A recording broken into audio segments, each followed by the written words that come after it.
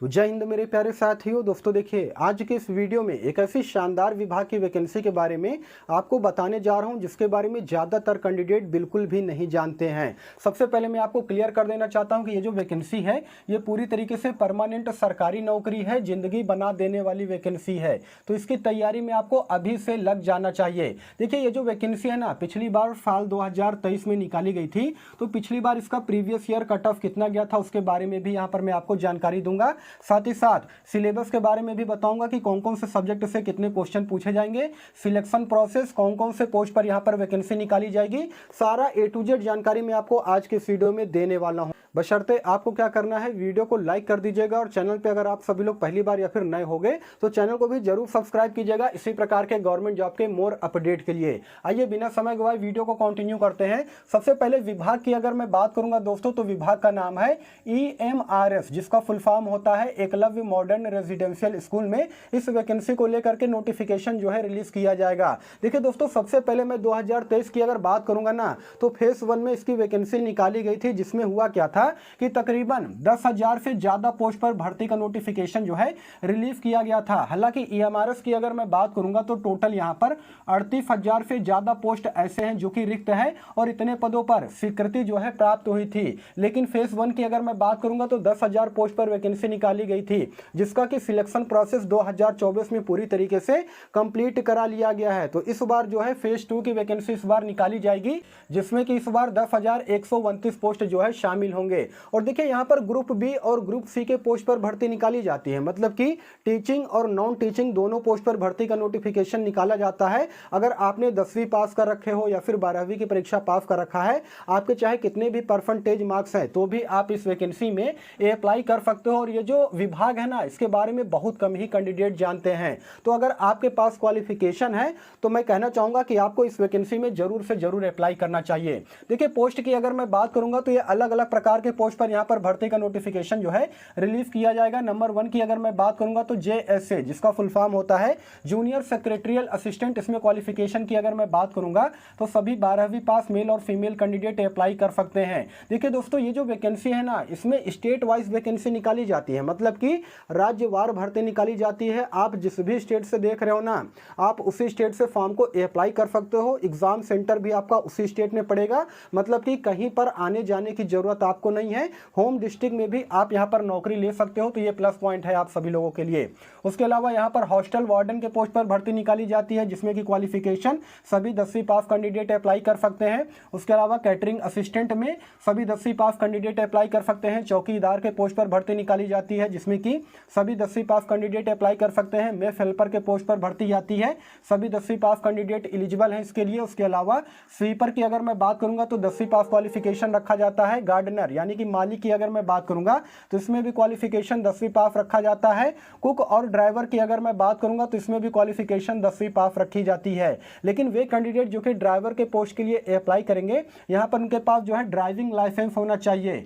HMV यानी कि heavy motor vehicle या फिर LMV लाइट मोटर व्हीकल का ड्राइविंग लाइसेंस होगा, तभी आप इस वैकेंसी में जो है ड्राइवर के पोस्ट के लिए अप्लाई कर सकते हो। अगर आपके पास ड्राइविंग लाइसेंस नहीं है तो आप बाकी के पोस्ट में जो है फॉर्म अप्लाई कर सकते हो। देखिए दोस्तों, EMRS की अगर मैं बात करूंगा ना, तो पूरे भारत देश में टोटल 740 EMRS विद्यालय हैं, जो कि अलग अलग स्टेट में आपको देखने को मिलेगा। तो ये बहुत ही बड़ा जो है एक विभाग है, इसमें आपको अप्लाई जरूर करना चाहिए अगर आप एक सरकारी नौकरी की तैयारी कर रहे हो तो। अब एज क्राइटेरिया की अगर मैं बात करूंगा दोस्तों, तो यहाँ पर सभी 18 साल से लेकर के 30 साल तक के जो कैंडिडेट हैं इसमें फॉर्म को अप्लाई कर सकते हैं। साथ ही साथ इसमें एज में आपको रिलैक्सेशन भी मिलेगा, जैसे कि सभी OBC के जो कैंडिडेट हैं वे यहाँ पर उनको 3 साल का छूट दिया जाएगा। साथ ही साथ SC/ST कैंडिडेट को यहाँ पर 5 साल का एज में छूट दिया जाता है। तो एज में किसी प्रकार की कोई भी टेंशन नहीं है, अच्छा खासा एज यहाँ पर दिया गया है। स्टेट वाइज वैकेंसी निकाली जाती है, मतलब कि इसमें ऑल इंडिया के मेल और फीमेल यानी कि महिला और पुरुष दोनों के दोनों अप्लाई जो है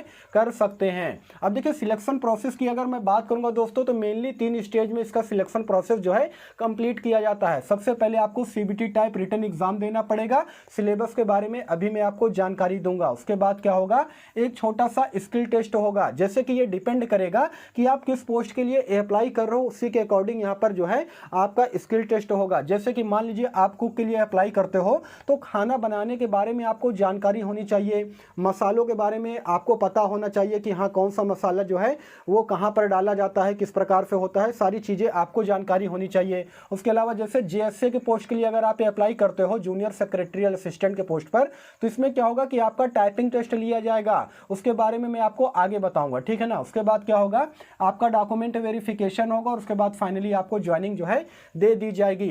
अब देखिए यहाँ पर मैं आपको जेएसए यानी कि जूनियर सेक्रेटरियल असिस्टेंट के पोस्ट पर ये जो भर्ती निकाली जाएगी, इसके लिए सिलेबस क्या रहेगा उसके बारे में जानकारी दे देना चाहता हूं, क्योंकि ज़्यादातर कैंडिडेट ऐसे होते हैं जो कि जेएसए के पोस्ट के लिए अप्लाई करते हैं। तो दोस्तों सबसे पहले मैं आपको यहाँ पर बताना चाहूँगा, यहाँ पर नंबर ऑफ टोटल क्वेश्चन 130 होंगे, जिसके लिए कि 130 अंक निर्धारित किया जाएगा। 2.5 घंटे का समय आपको दिया जाएगा।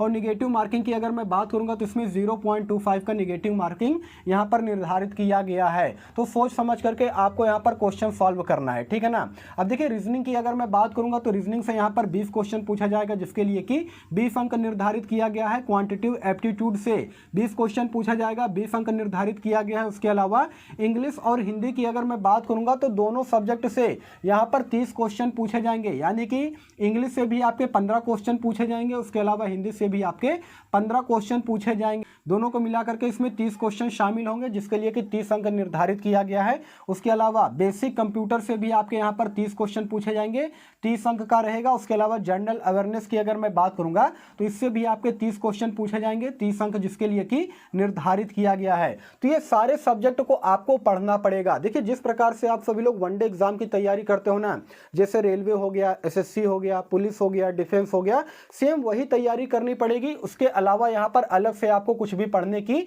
जरूरत नहीं है। उसके अलावा बाकी के जो पोस्ट है, अगर इसका आप सिलेबस चाहते हो तो आप सभी लोग कमेंट कर दीजिएगा। इसके सिलेबस का जो पीडीएफ है ना, मैं डाल दूंगा अपने टेलीग्राम चैनल पर। टेलीग्राम चैनल का लिंक मैंने वीडियो के डिस्क्रिप्शन में ऑलरेडी डाल रखा है, तो वहां से आप सभी लोग नहीं जुड़े हो तो जुड़ जाइए, काफी ज्यादा बेनिफिट आपको वहां से मिलेगा, ठीक है ना। अगर आप चाहते हो तो बोल दीजिएगा, कमेंट खाली कर देना है आपको, मैं वहां पर सभी बाकी का जो है पीडीएफ डाल दूंगा सिलेबस का, ठीक है ना। उसके अलावा स्किल टेस्ट की अगर मैं बात करूंगा दोस्तों, तो जेएसए के पोस्ट पर जैसा कि मैंने आपको बताया है कि टाइपिंग टेस्ट होगा। हिंदी में अगर आप टाइपिंग करते हो तो 30 वर्ड प्रति मिनट टाइपिंग आपको करना पड़ेगा। उसके अलावा इंग्लिश की टाइपिंग स्पीड की अगर मैं बात करूंगा तो इसमें 35 वर्ड प्रति मिनट टाइपिंग स्पीड जो है देखा जाता है, और ये केवल क्वालिफाइंग नेचर का होता है। जो मेन आपका मेरिट बनेगा ना, वो बनेगा इस सिलेबस के अकॉर्डिंग। तो सबसे ज्यादा फोकस आपको इस सिलेबस पर करना है।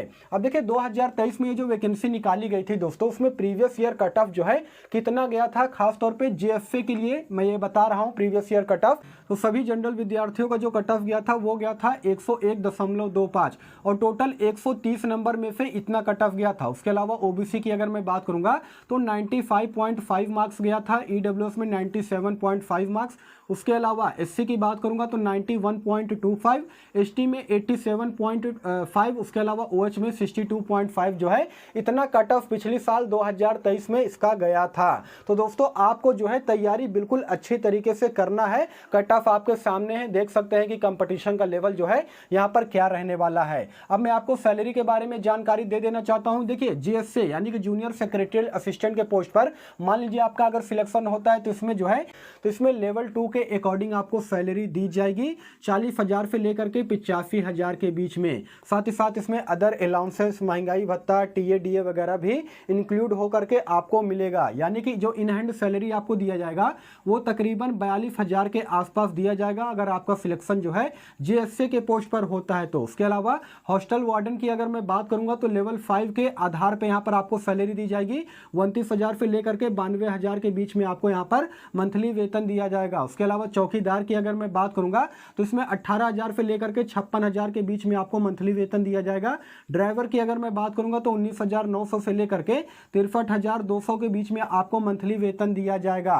तो दोस्तों यहाँ पर डिपेंड ये करता है कि किस पोस्ट पर आपका सिलेक्शन हुआ है और उसी के अकॉर्डिंग जो है आपका पे लेवल दिया जाएगा, उसी के हिसाब से आपको सैलरी जो है मिलेगी, ठीक है ना। अब सबसे इंपॉर्टेंट ये है कि सर ये बताइए इस वैकेंसी का जो ऑनलाइन आवेदन है वो कब से स्टार्ट होगा। देखिए दोस्तों, इस वैकेंसी की सूचना जो है पूरी तरीके से मिल चुकी है मई महीने में। जी हाँ दोस्तों, मई 2025 में जो है इस वैकेंसी का ऑनलाइन आवेदन पूरी तरीके से स्टार्ट हो जाएगा और मई महीने में ही इस वैकेंसी का ऑफिशियल नोटिफिकेशन भी जारी कर दिया जाएगा। तो अभी आपके पास समय है। अभी देखिए मार्च का महीना लगभग खत्म हो चुका है।